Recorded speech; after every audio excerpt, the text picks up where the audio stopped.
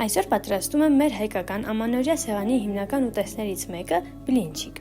Տեսանյութում կպատմեմ ինչպես բլինչիկի առաջացման պատմությունը, այնպես էլ պատրաստման եղանակը։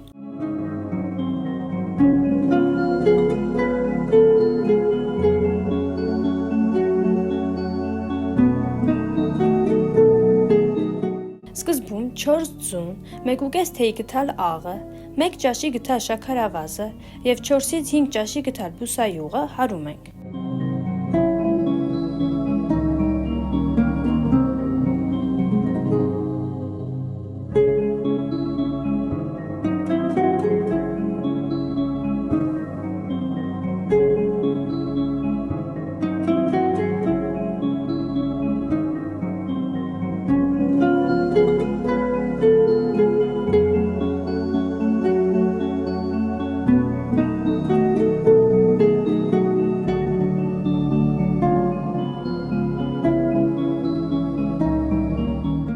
Հետո ավելացնում ենք 1 լիտր կաթը, լավ խառնում ենք։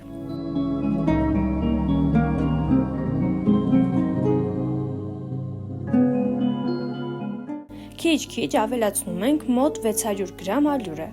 Ալյուրը ավելացնելուց հետո այնպես ենք խառնում, որ լինի համասեր զանգված։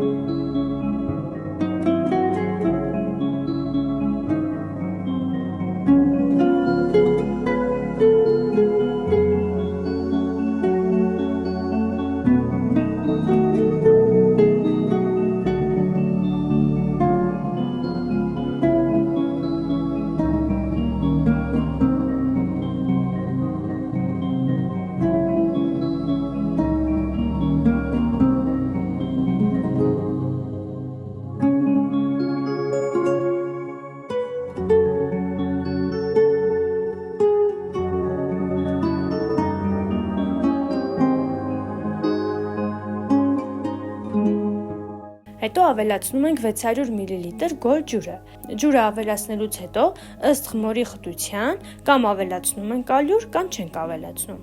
Պետք է ստացվի ոչ շատ ջրիկ զանգված։ Կարող ենք թողնել մոտ 30 րոպե խմորը հանգստանա և թխում ենք բլինչիկի լիստերը թավայում։ Այս ընթացքում պատմեմ բլինների առաջացման պատմությունը։ Բլինի հիմքը ալյուր պլյուս ջուր խառնուրդը համարվում է մարդկության ամենահին կերակուրներից մեկը։ Երբ մարդիկ սկսեցին մանրացնել հացահատիկը և զանգվածը թխել տաք քարերի վրա, առաջացան բլինի նախատիպերը։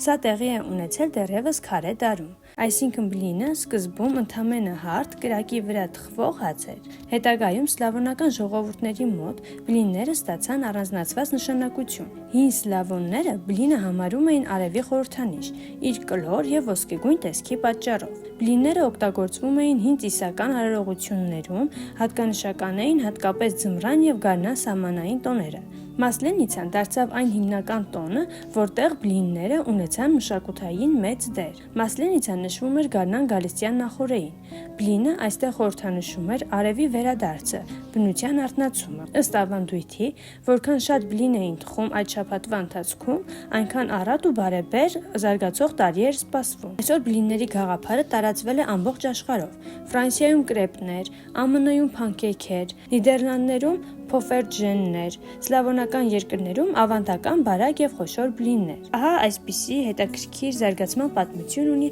մեզ շատ սիրելի բլինները։ Ստացվեց 50 հատ բլիններ։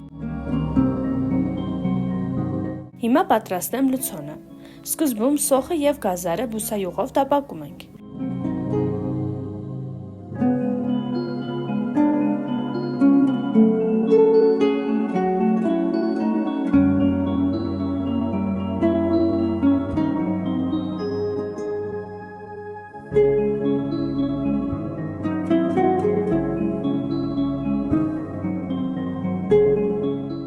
Տապակելուց հետո ավելացնում ենք հավի կրծքամիսը, կարմիր պղպեղ, սև պղպեղ, քրքում գեղեցիկ գույն հաղորդելու համար և աղ։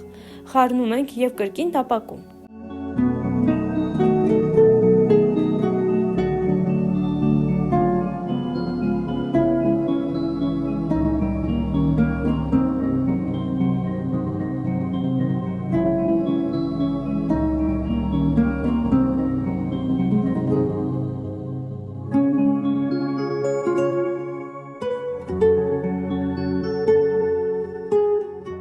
Մեր լցոնը պատրաստ է։ Փաթաթում ենք բլինները եւ վերջ։ Կարող եք տապակել եւ մատուցել։ Չմոռանաս բաժանորդագրվել եւ դնել լայք, որպեսզի չկորցնես նոր եւ հետաքրքիր բաղադրատոմսերը իմ էջում։